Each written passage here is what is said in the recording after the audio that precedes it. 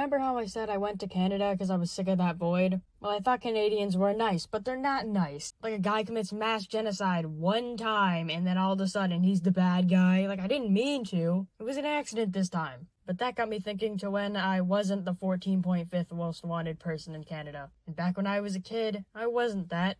I was making weird comics. Keep in mind that I'm doing this all from memory because I don't have the original pages. I mean, I do have some, but they're so indecipherable. They're speaking the enchanting table language. In fact, after I would write them, I would look at them and not even be able to know what I was saying because my handwriting was so bad I couldn't even read it. Also, all the characters looked like this. The comic starts off with Jeff, our main character, getting sent to jail for probably murder. Then almost instantly, the second he gets in the prison, he pulls out like this weird knife and then breaks the prison bars and like escapes so easily. Like, do they not have cameras? Is there just no guards? Did they just see him and be like, yeah, he's cool. He can go. He can leave. Because if that were the case, then I'm pretty sure everywhere would be like Detroit. And the instant he gets out, he screams, "Freedom!" Hey, you ever think that we should watch the security cams? Nah, it's probably fine. Freedom. What was that?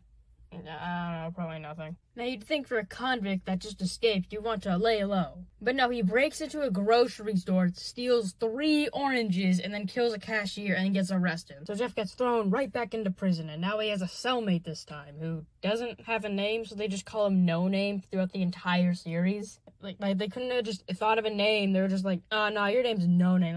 That's a stupid name. Now, I'm not exactly sure how they escape, but I'm pretty sure they steal a key from one of the guards. And with little resistance, they just escape. I mean, they did have security this time, but they just, like, Mario jumped on their heads. Like, Mario jumped on top of a guy with a sword, a guy who just has really big boxing gloves, and a tank. It just destroys them all. This part was ripped from Fleeing the Complex. Played, like, pirated mobile game version of it that had a lot of glitches, but you know, I still played it, so I just ripped it from that. I was truly a aspiring author with such original content. Now, I don't remember exactly what happened, but I do remember they meet a new person called Bob. I think they run around committing crimes or whatever until the police finally stop them and put them in a prison that's actually kinda good, but not really. Now, this is where my memory gets even worse because I don't remember anything until a certain event happened where a guy part of the SWAT team, because I thought SWAT team was just like some super high grade military thing, throws a cybernetic axe at Jeff's eye, and you'd think that like tear off his whole face, but no, he just loses his eye, and then No Name happens to have an eye patch. So now Jeff has an eye patch, and Jeff just has a boat for some reason, and when they ask him about it, he's just like,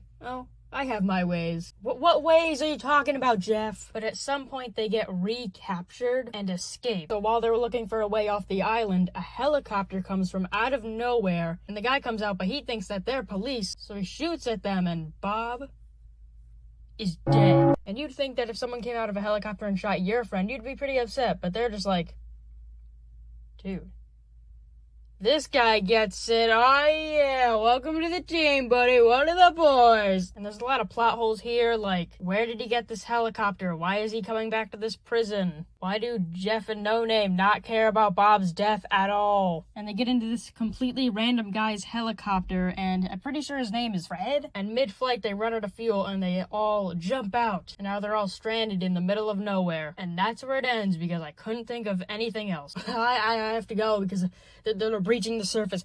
Okay, bye.